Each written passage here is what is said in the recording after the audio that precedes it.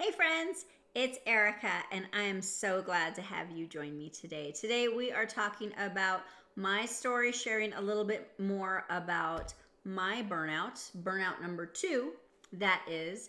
And if you can believe it, yes, I did it again, but it was completely different from burnout number 1. I shared earlier how I achieved burnout number 1 by over exercising and under eating.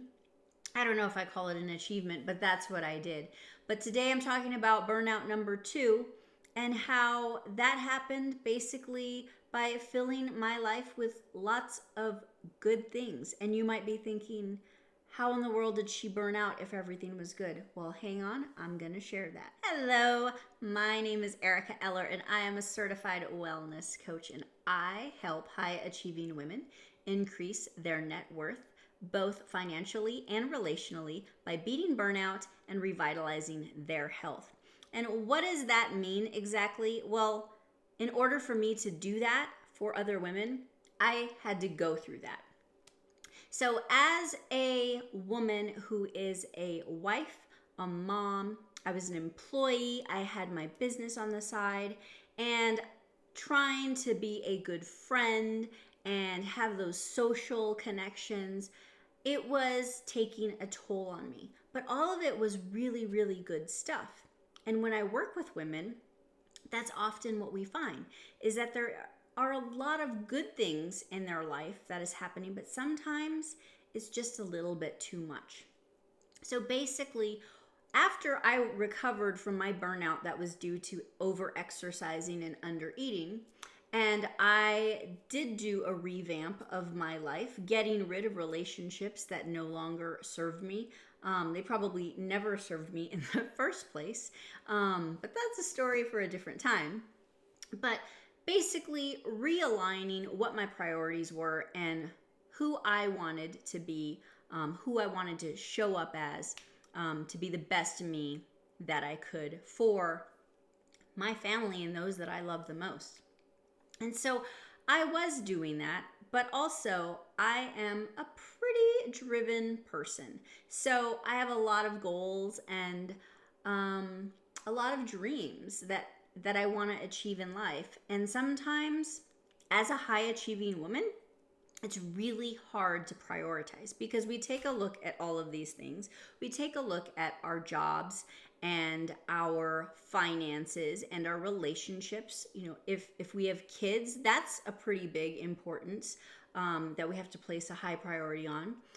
Marriages, other relationships, connections that and obligations that we might have, volunteer work, all of those things. Does any of that sound bad? It doesn't sound bad. It's not bad. But what's bad is when we can't say no to certain things. So that's basically what happened to me in this stage of my life. You might remember I had mentioned that I started grad school. That was part of that first disaster of me considering grad school and starting that. And so that continued on. For whatever reason, I just thought, this is a great time for me to go back to school.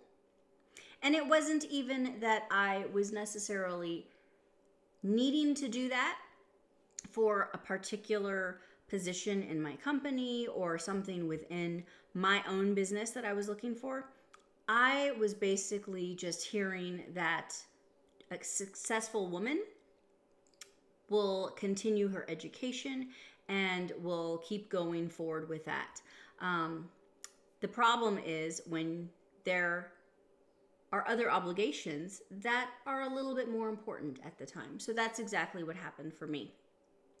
I was terrible, and I've always been terrible at placing boundaries in my life. And so that's been a lifelong work for me, is to put those healthy boundaries in place and to know that when enough is enough. And so I was trying to do all of the things. And what we have in society right now is there's almost a superwoman complex where we are being told and believing that we can do all of the things and we can do them really, really well. We can be that super mom. We can be that awesome wife. we can have that high-powered job or that really successful business, and we can be really involved in our community and still have time for ourselves. And also, by the way, we need to look perfect, right? Our house needs to be Pinterest perfect, and our kids need to look like they're straight out of a catalog. And that's just not reality. At least for me, it wasn't. And so, burnout number 2, what did that look like? That was me just being a people pleaser and wanting to make sure everybody was happy all the time. And I'm doing the things that I feel like I need to do to get ahead in life. And I also had a demanding job, and my responsibilities were increasing. And I loved it. It was exactly what I wanted to do, and I was really, really good at it. But I was also wanting to be a really, really good wife and a really, really good mom. And so just that weight of carrying that weight on my shoulders was a lot.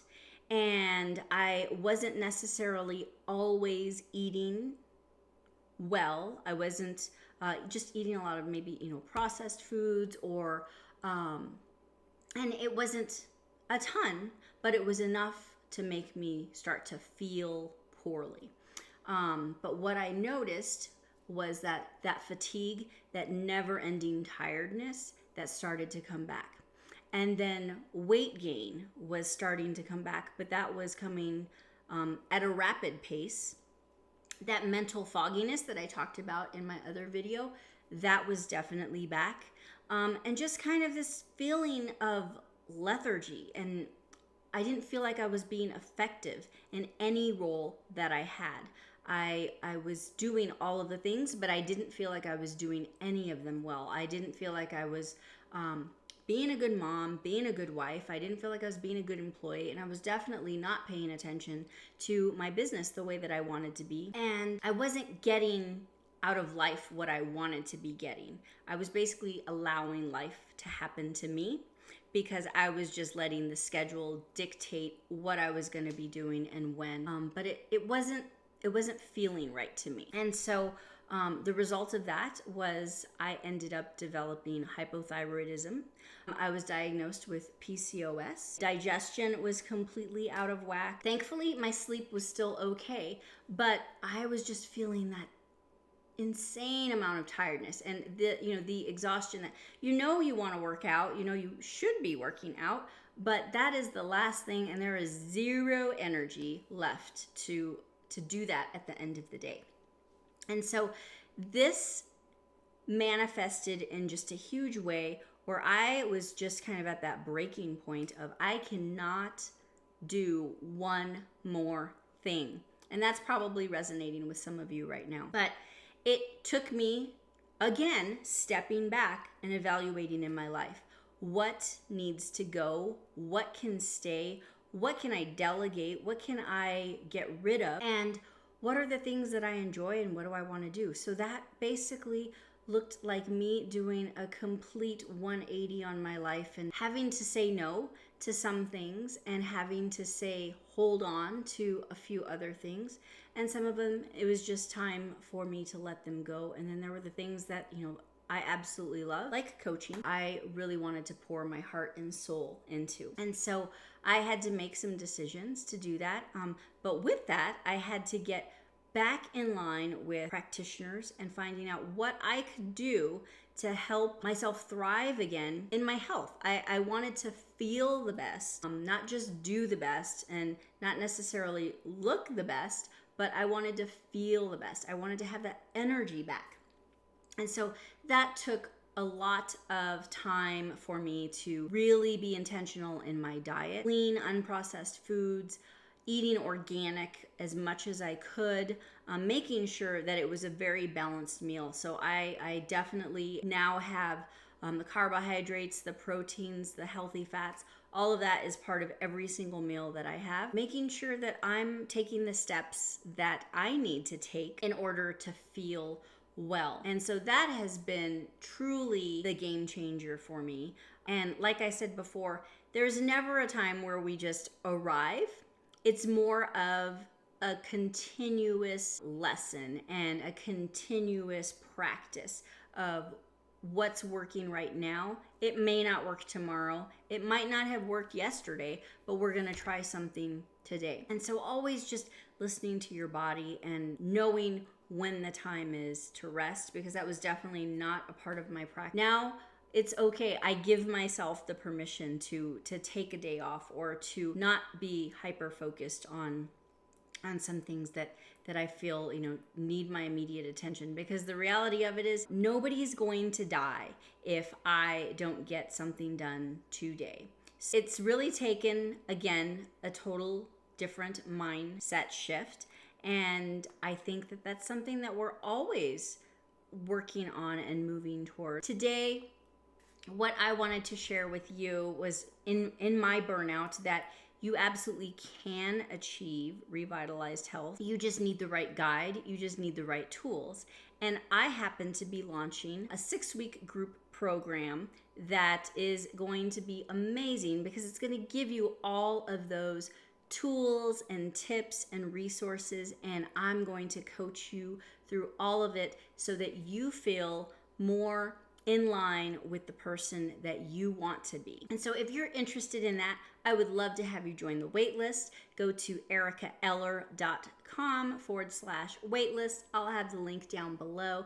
But if any of this is resonating and maybe it's sounding a little bit like your life, then I would just welcome you to take a look at that. Join the waitlist to find out more. As soon as it's available, you'll get some information. But I think maybe it's time, just like it was time for me to get some additional help and have some guides that I trusted, that had gone through the process themselves, that they've gone through what I've gone through, and they helped me recover and come out the other side. That's the same thing for you. It's really hard to just take a look at all the other people in the world. We are imperfect people looking at other imperfect people, but expecting perfection from ourselves. So let's drop that baggage, and instead let's just vow to get the help that we need, ask for it, prevent that burnout, so that we can show up as the best us in all the roles of our lives, and effectively creating more success in both work and relationships. So again, check out the link below, and until then, I'll talk to you later. Bye-bye.